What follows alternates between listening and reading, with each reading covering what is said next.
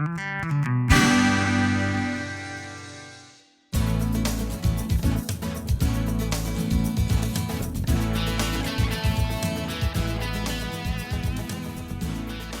masih bersama saya di Urban dan masih di Kota Bogor. Sekarang saya akan mengajak Anda untuk mengunjungi salah satu tempat di mana tempat ini merupakan tempat pembuatan dari alat musik tradisional khas Jawa Barat. Ingin tahu apa? Ikut saya yuk. Salah satu unsur kebudayaan bangsa Indonesia adalah seni musik tradisionalnya. Dari Kota Bogor, saya akan menghadirkan pesona dari satu tempat pembuatan alat musik tradisional.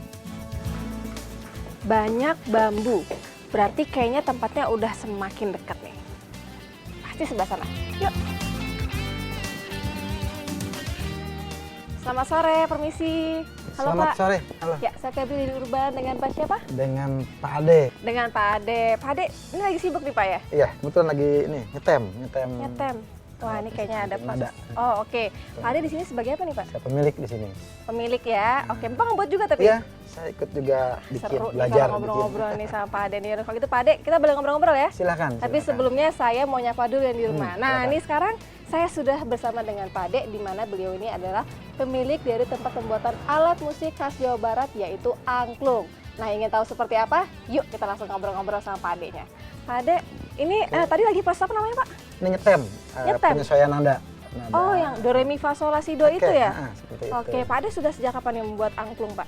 Oh, tahun 2008 mulai kami Oh, membuat oke. angklung. 4 tahun ya? 4 tahun. Oke. Terinspirasi dari mana nih Pak untuk membuat angklung? Angklung kan sudah ada dari sejak dulu, Mhm. cuman kecintaan saya aja untuk lebih melestarikan Budaya Indonesia ya? dan seni tradisional.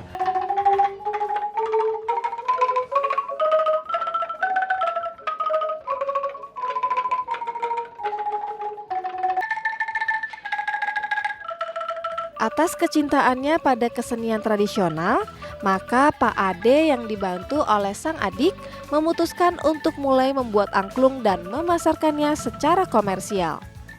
Oke Pak, bisa diceritakan sedikit nggak nih Pak mengenai alat musik angklung itu sebenarnya bagaimana? Ya, angklung adalah alat musik multitonal atau bernada ganda ya. Oh, Jadi oke.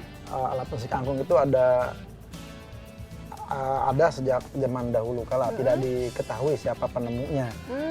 Yang Gitu. disebut angklung buhun ya, nadanya pentatonik ya. Nada pentatonik itu do re mi, daminati atau Daminati. jirolu atau dangdingdung ya, dan di luar diatonik karena ada diatonik, ada pentatonik. Kalau diatonik gitu. itu do re mi, nada dari barat.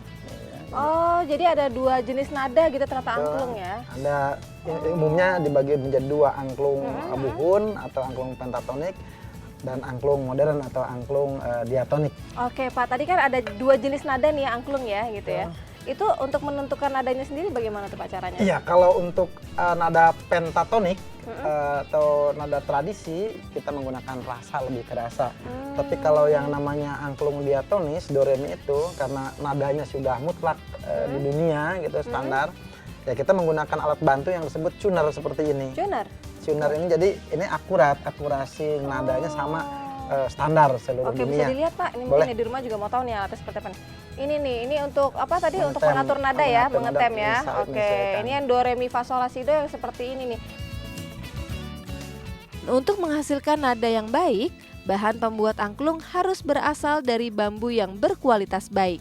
Apakah ini ada bambu khusus yang emang diharuskan untuk membuat angklung gitu? Baik, bambu yang biasanya digunakan untuk angklung sementara ini yang ideal teksturnya, baik itu ketebalan ataupun diameter dan sebagainya, ruas Oke. bambunya, kita menggunakan bambu hitam. Nah oke Pak, ini untuk nada-nadanya sendiri nih Pak, tadi dibuat dua jenis itu ya Pak ya? Dua jenis. Itu apakah bambunya mempunyai ukuran diameter yang sama atau bagaimana Iya. nih Pak? Jadi kita pertama-tama setelah dipilih gitu kan, dikelompokkan dengan diameternya masing-masing sesuai kebutuhan. Biasanya kita menggunakan alat pengukur ini seperti sigmat seperti ini. Oh. Jadi ketika kita menginginkan nada tertentu dengan diameter tinggal ngambil gitu Oh kan. gitu, seperti jadi sudah itu. dipisah-pisahkan Sudah juga tadi ya waktu dipisah-pisahkan, lagi ya. milih bambu ya. Sambil mengeringkan seperti itu kan, berikut Oh, dikeringkan oke. juga disimpan seperti itu.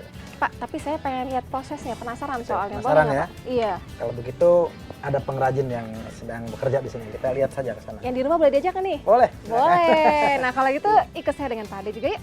Lihat bagaimana Iya, prosesnya. kita lihat. Oke, terus ini ya Pak ya.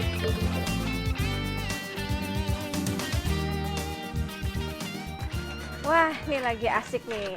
Kayaknya enak Iya. kalau misalnya kita sambil jongkok nih Pak. Boleh. Lihat bagaimana Ini prosesnya. lagi Oke. proses pembuatan angklung. Oh gitu. Ini lagi apa nih? Nah, yang ini untuk rangka. Rangka ini dari bambu lain ya, bukan bambu Oh. hitam, tapi bambu tali. Oh gitu. Jadi nanti dibuat rangka seperti buat tempat ini. Heeh. Nah, ini nanti buat rangkanya. Di sini ada tatakannya juga. Oh iya, Tatakan buat juga bawahnya itu ya. bawahnya ini. Dan dengan ukuran tertentu, ini dibuat lubang untuk Suara-suara itu ya, menghasilkan Betul, suaranya untuk itu ya. menghasilkan suara, Oke. benturan-benturan seperti ini. Seperti ini lubang yang dibuat nih untuk menghasilkan suara yang indah dari angklung gitu ya Pak Ya, ya. dan ini ukurannya tertentu ya, karena sudah ada ukurannya disesuaikan masing-masing. ya. Ya, kita membuat Oke. rumus yang sudah ada dengan ukuran tertentu, jadi tidak akan salah. Salah ya, misalnya. jadi Betul. semuanya suaranya Sudah ada sama standarnya, nadanya ya. sudah ada Oke. standarnya.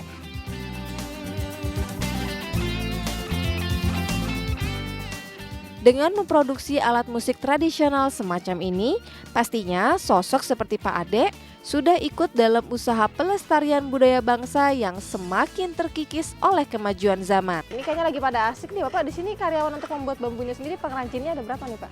Kalau pengrajin kita ada sekitar 7 orang. Dengan 7 orang pengrajin yang bantuin Bapak nih ya, Bapak seharinya bisa bikin berapa banyak angklung Pak? Kalau intensif kami bisa sampai 30 angklung lah, 30 Wow. puts angklung bisa. Satu hari ya? Satu hari. Nah Pak Ade, tadi ngobrol-ngobrol udah, tentang bambunya milih-milih udah, proses pembuatannya udah. Tapi saya masih penasaran Pak Ade. Iya, apa itu?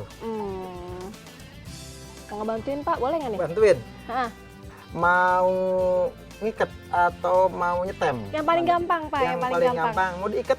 Nah, kalau gitu saya mau ngikat-ngikat angklungnya dulu, tapi di rumah jangan lupa saksikan Urban di episode berikutnya, karena hanya di Urban yang memperkenalkan segala pesona di sekitar kita. Dah.